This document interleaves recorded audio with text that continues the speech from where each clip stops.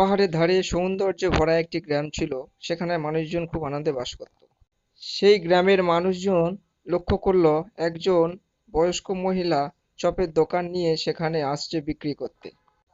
সেই বয়স্ক মহিলা দোকানটা গ্রামের মধ্যে নিয়ে এসে দাঁড়িয়ে চপ আছে গো বলে হাঁকতে থাকে। বাচ্চাটি ছুটে এসে তার মাকে বলে, মা আমি চপ খাবো।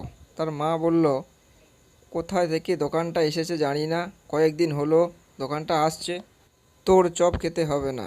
এই বলে তার মা তাকে বকাবকি করছে। কিন্তু ছেলেটি খুব করে বায়না করছে। মা আমার কিনে দিতে হবে, কিনে দিতে। আর তখন তার মা তাকে বলল, আচ্ছা ঠিক আছে, যা তুই টাকা নিয়ে গিয়ে ওখান থেকে চপ কিনে নিয়ে আয়। ছেলেটি হাঁটতে হাঁটতে সেই বুড়িমার চপের দোকানের কাছে গেল। আর সেখানে গিয়ে বুড়িমাকে বলল, আমাকে চপ দাও বুড়িমা। তারপর ছেলেটি চপ নিয়ে যেতে যেতে হঠাৎ চপটি তার হাতে থেকে পড়ে যায় এবং তারপর দেখা গেল ছেলেটি চপের ভেতরে গায়েব হয়ে গেল।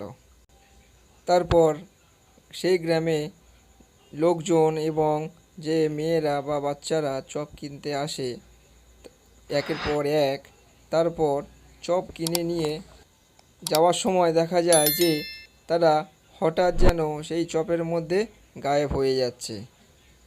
আর তারা আর বাড়ি ফিরে যাচ্ছে না, তার বাবা মারা খোঁজাখুঁজি করছে।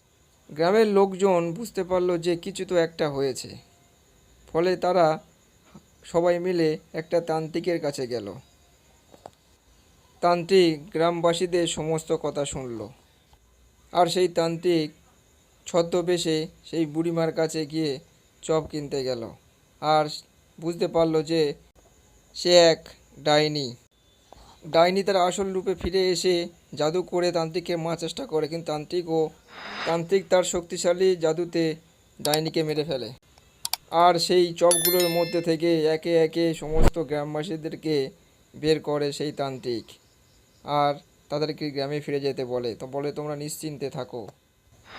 বন্ধুরা, ভিডিওটি দেখার পরে অবশ্যই সাবস্ক্রাইব করে দিন এবং বেল আইকনে ক্লিক করে দিন নতুন নতুন ভিডিওগুলো পাওয়ার জন্য।